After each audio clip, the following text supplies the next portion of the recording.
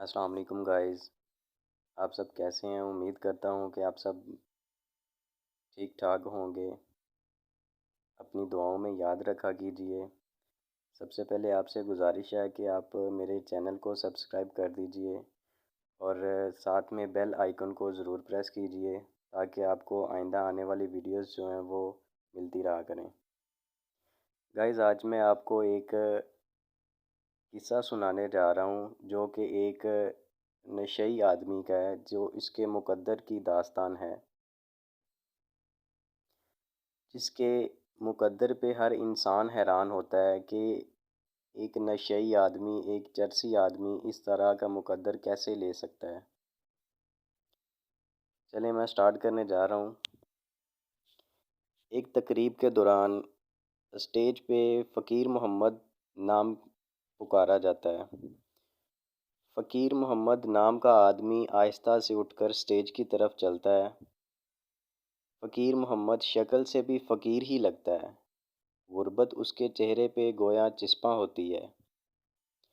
ایک مل میں کام کرتا ہے اور تنخواہ کی چرس بھی پی جاتا ہے، یا تھوڑا بہت گھر دے دیتا ہے۔ تنخواہ میں گزارا کہاں ہوتا ہے، بھلا تو کبھی کسی سے تو کبھی کسی سے ادھار مانگتا تھا۔ اب تو لوگ ادھار بھی نہیں دیتے تھے اسے۔ 2 بچے تھے اور ایک بیوی تھی۔ بیوی بہت صابر اور شاکر عورت تھی، جو بھی دے دیتا تھا اسی میں گزارا کر لیتی تھی۔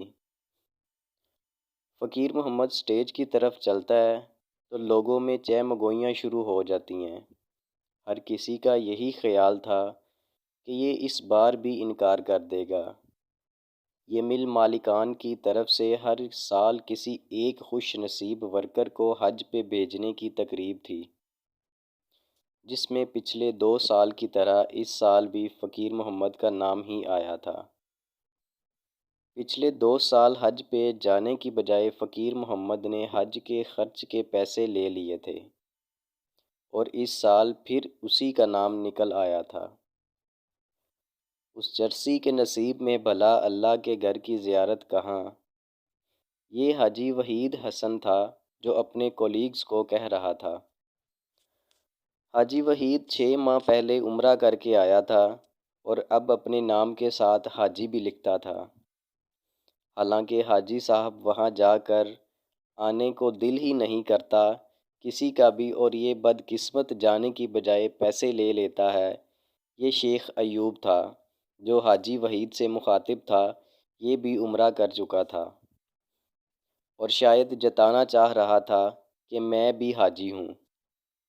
فقیر محمد اسٹیج پہ پہنچ چکا ہوتا ہے۔ مل مالک شیخ عمر نے اسے مبارکباد دی اور کہا، بھائی فقیر محمد، تیاری کر لو۔ فقیر محمد نے ایک نظر اپنے کولیگز پر ڈالی اور آہستہ سے بولا، میں حج پر نہیں جاؤں گا، مجھے پیسے دے دیں۔ وہاں موجود تمام لوگوں کو شاید اسی جواب کی توقع تھی۔ کسی کے چہرے پر بھی حیرانگی نہیں تھی۔ شیخ عمر ذرا سا مسکرائے اور بولے، اس دفعہ تو ہر صورت تمہیں حج پہ جانا ہی ہوگا۔ فقیر محمد، جناب میں کیا کروں گا حج پہ جا کے، آپ مجھے پیسے دے دیں۔ فقیر محمد نے دھیمی سی آواز میں کہا، نہیں فقیر محمد، اس بار تمہیں حج پہ جانا ہی ہوگا۔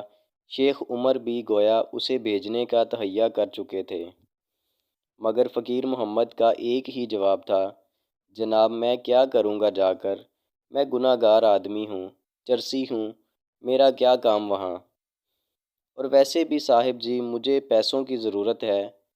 ٹھیک، اگر تم حج پر جاؤ تو پورے سال کی تنخواہ بونس کے طور پہ دوں گا۔ شیخ عمر نے آفر کی تو فقیر محمد کی آنکھوں میں چمک سی آ گئی۔ کہنے لگا، ٹھیک ہے صاحب، میں راضی ہوں۔ شیخ عمر بولے، دیکھو 3 سال سے مسلسل تمہارا ہی نام نکل رہا ہے اور جا نہیں رہے۔ اللہ پاک ہر صورت تمہیں بلانا چاہ رہا ہے۔ روانگی کا دن آ گیا۔ سال کی تنخواہ فقیر محمد لے چکا تھا۔ گھر والوں اور جو 1-2 جاننے والے تھے ان سے مل کر فقیر محمد حج پہ روانہ ہو گیا۔ حج کیا، روضہ رسول صلی اللہ علیہ وآلہ وسلم پہ حاضری دی۔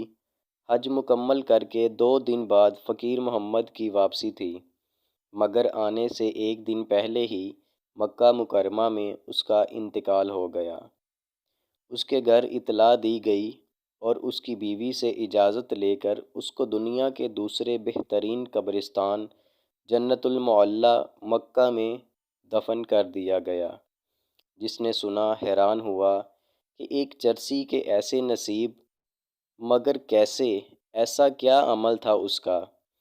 کچھ دن بعد مل مالک شیخ عمر فقیر محمد کی بیوی کے پاس تعزیت کے لیے گئے تو اس کی بیوی سے پوچھا، بہن ایسا کون سا عمل تھا اس کا کہ 3 سال مسلسل اسی کا نام نکلا لیکن وہ نہ ہی جاتا رہا، اور اس بار جب اس کا نام نکلا تو وہ دفن بھی وہیں پہ ہوا؟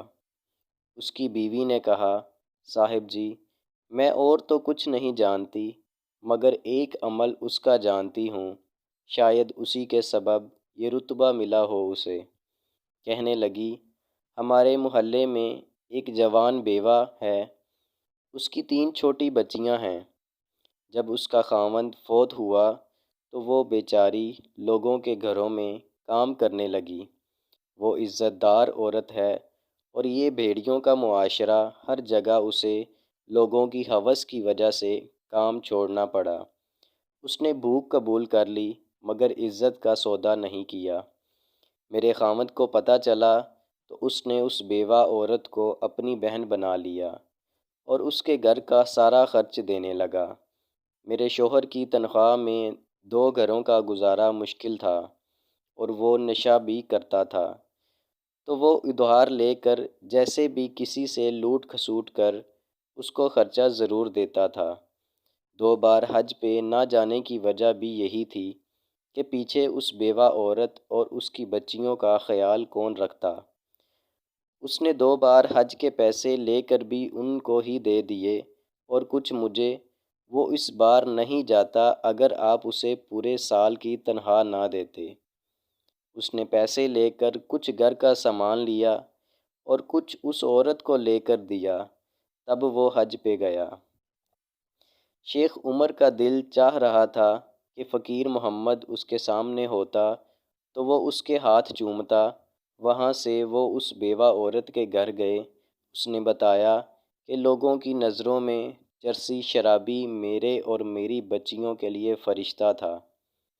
کہنے لگی، وہ کہتا تھا بہن میرے لیے دعا کر دیا کرو بس، اور میں اس کے لیے ایک ہی دعا کرتی تھی، یا اللہ عز و جل میرے اس بھائی کو ایمان پہ موت دینا۔